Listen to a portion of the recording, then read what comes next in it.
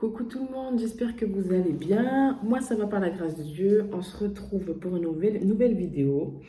On va toujours parler du livre de Marc dans le chapitre 5, mais par contre là, c'est une autre histoire. En fait, il y a 3 histoires dans ce chapitre. Donc, j'ai parlé la dernière fois du démon de Gadara. Maintenant, on va parler de Jairus. Jairus. Alors, survint alors l'un des responsables de la synagogue, nommé Jairus. Donc, c'était un responsable de synagogue qui avait de l'influence, qui avait un foyer, mais qui malheureusement qui avait une fille qui était très malade. Donc, il va voir Jésus et il lui dit très clairement, viens sauver ma fille qui va mourir parce qu'elle est très malade. Jésus l'accompagne. Entre-temps, il y a une autre histoire qui arrive, c'est la femme à la perte de sang, mais ça on en parlera dans une autre vidéo. Il y a des personnes qui arrivent voir Jairus et qui lui indiquent que cesse d'importuner Jésus, entre guillemets, ta fille est morte. Jésus lui dit quoi? N'aie pas peur, ne crains point, aie foi, et ta fille vivra. Je paraphrase, hein. Je vous laisse lire le chapitre. C'est à partir du chapitre 21. Et cette histoire, je la trouve aussi bien, je la trouve vraiment top, parce que en fait, Dieu est plus fort que la mort. Jésus a vaincu la mort.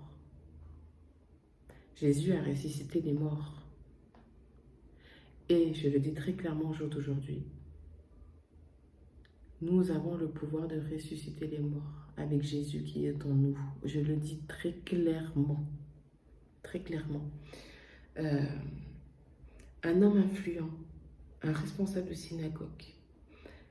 Je me pose la question si avant d'aller voir Jésus, s'il n'a pas fait tous les médecins haut placés de toutes les villes des environs avant d'aller voir Jésus. Est-ce qu'il l'a fait? Je ne sais pas. C'est la question que je me suis posée. Maintenant, il est parti voir Jésus et il est tombé à ses pieds. Un responsable.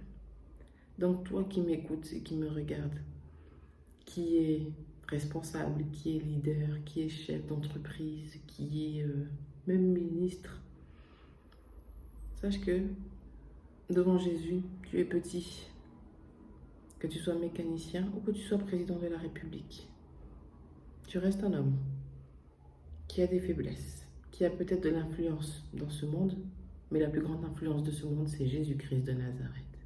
Et cet homme Jairus, il a eu l'humilité d'aller voir Jésus.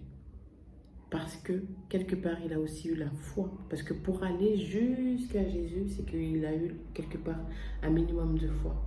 Il a un minimum cru que Jésus allait sauver sa fille. Donc, il est parti. Il a demandé à Jésus. Jésus a accepté de l'accompagner. Excusez-moi, j'ai la fenêtre ouverte. Il fait chaud. Entre-temps, il y a eu, on va dire, un petit contretemps avec l'histoire de la femme à la perte de sang, mais c'est pas grave. Ils sont arrivés devant chez Jairus après. Il y avait des pleurs, les gens, ils étaient, malheureusement, un décès, quoi. Donc, triste et tout. Jésus, j'aime son audace. Elle n'est pas morte, elle dort. Le niveau de foi, nous aussi. Non, cette personne, elle n'est pas morte, elle dort. Imagine. Imaginez-vous la scène. Il y a plein de gens là. Il y a plein de gens là. Parce qu'il y a un décès, tout le monde crie, tout le monde pleure. Et il y a une personne qui vient dire, mais non, mais elle n'est pas morte. Elle dort.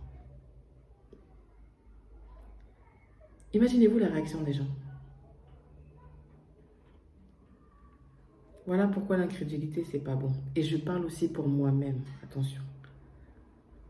Il fait sortir tout le monde. Il garde que 2 de ses apôtres, Pierre et je ne sais plus si c'est Jean ou si c'est Jacques. Alors attendez, je retrouve... Ah non, Pierre, Jacques et Jean. Voilà. Et il va sur le chevet de la petite et lui dit, Talita Koumi. Jeune fille, lève-toi.